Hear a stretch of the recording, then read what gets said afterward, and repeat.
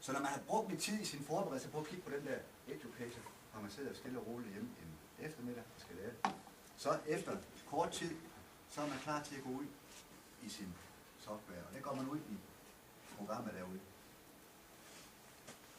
Og så kan vi slå den her del herude.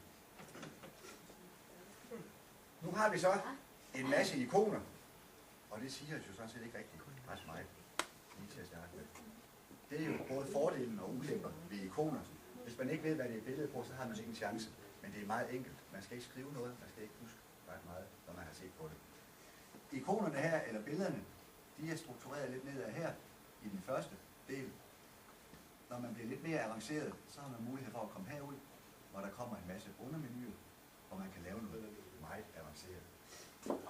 Så programmet her, det er målrettet fra 8 år, hvor man ikke skal lave de mest avancerede ting, men man kan fortsætte op i gymnasiet og langt ud på den anden side ud i universiteter og ting og arbejde med det her også.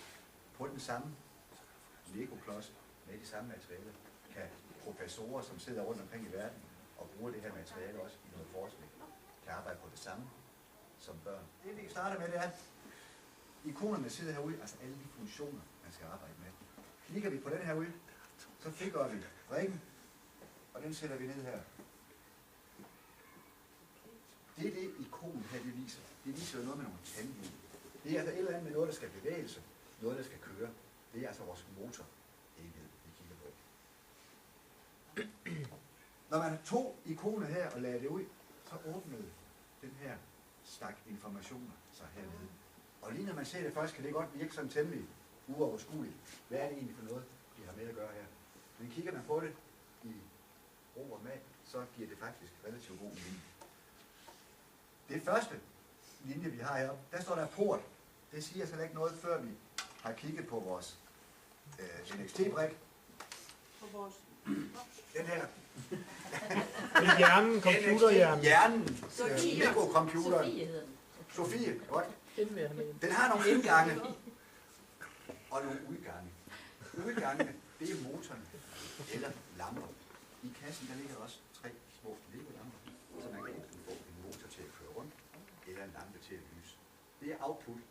Det er nummereret på den måde, at det er bogstaverne A, B og C. Og det kan man ikke se der, hvor I sidder, men når man får en brik i hånden, vil man kunne se det på brikken, hvor det er henne. Det Lego har gjort, det er så, at man siger, at den første brik, vi tager heroppe, motorenheden, der har de som standard sat en motor på C og B, står der heroppe. Det svarer til hernede. Hvis vi nu gerne vil lave lidt om på det, det vil vi jo gerne, så kan vi klikke hernede. Nu har vi motor på A, B og C, og vi kan tage en væk. Så det vi kunne sige nu har vi motor på A og C. Og det står også heroppe, så det er jo faktisk hænger på sådan. Fik du det? Ja. Motoren lige kan køre enten den ene vej, den anden vej. Man kan også sige, at de skulle stoppe. Vi har dem køre her. Når man har 2 motorer, kan man styre dem enten til højre eller til venstre. Eller de kan køre lige ud. Heroppe har vi styrken, og vi vil gerne have fuld gas. Det er det, man har skylder her. Eller man kan også skrive værdierne ved at klikke herinde, og så skrive på tastaturet. Det næste, vi skal afgøre, det er... Må jeg spørge noget? Ja, endelig. Skal det forstå sådan, at der er en motor for hvert hjul? For nu sagde du, at den kører til højre eller venstre dernede i bunden. Ja. Eller hvad? Ja. Det forstår jeg nemlig ikke. Hvorfor en motor vil køre til højre eller venstre? Men de der arbejder Din robot kan styres sådan. Hvis du siger, du sætter motorerne på den her, Ja, altså 2 hjul. Yes, Ja. 2 hjul, der kan køre. Så kan den dreje enten den ene side Ja. eller den anden side. Godt. Så man skal altså ikke ind og programmere, at nu skal den dreje til højre ved, at det ene motor skal køre langsommere end den anden, for eksempel. Det kommer det måske til. Okay. Det der det er en, hvad kan man sige, det er en enkelt styring. Okay. Når du skal til at lave de opgaver, du skal til at lave i dag, der kommer du til at skulle styre den også. Okay. Tror jeg. Men det er så lige for at kunne give et billede af, hvordan man kan styre. Jeg forstår. Motoren de kan køre enten ubegrænset. Når man vælger den, så vil de køre. En motor vil blive ved med at snurre, indtil vi sætter en anden information ind, der siger stop motoren. Vi kan også vælge, at den skal køre på et vis antal grader. Det er fordi, inde i hver eneste af de her Lego-motorer, der ligger der en lille rotationssensor, som registrerer antal enten omgange eller antal grader, den drejer rundt herinde. Så vi kan lave en meget, meget præcis styring, hvis vi har lyst til det. Det er ikke det, vi har lyst til i starten måske, men det er faktisk tæsket godt lidt senere i forløbet. Så den kan altså bruge enten grader, eller antal rotationer, som var den næste. Og så kan det også være, at vi bare skal have nogle sekunder. Og det gør vi nu. Vi lader den køre i 3 sekunder.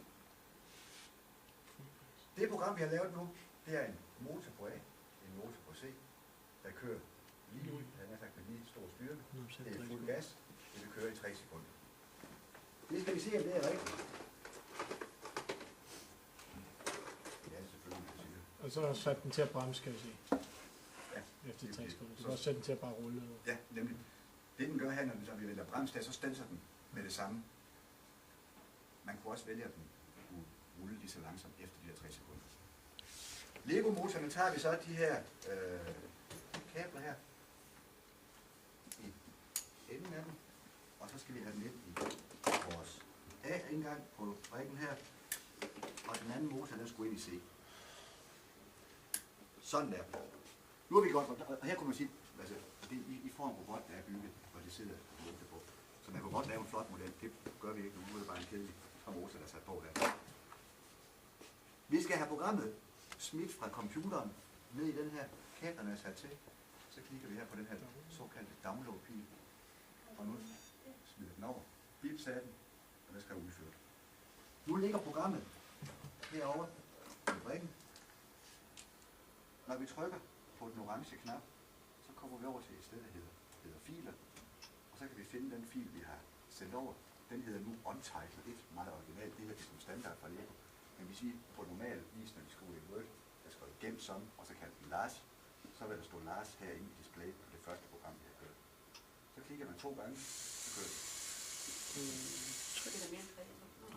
Det var nøjagtigt 3 sekunder. Hvad der man siger. Og det bliver den ved med. Men vi har ikke sat den med intervaller ved. Den bliver nystartet hver gang. Okay. Nu kunne man jo forestille sig, I er jo ret hurtigt, ret avanceret herude, og kunne godt tænke af noget forskellige andre ting. Men så kunne man godt sætte nogle informationer bagved. Altså, jeres programmering gør så en lang række af ikoner efter hinanden.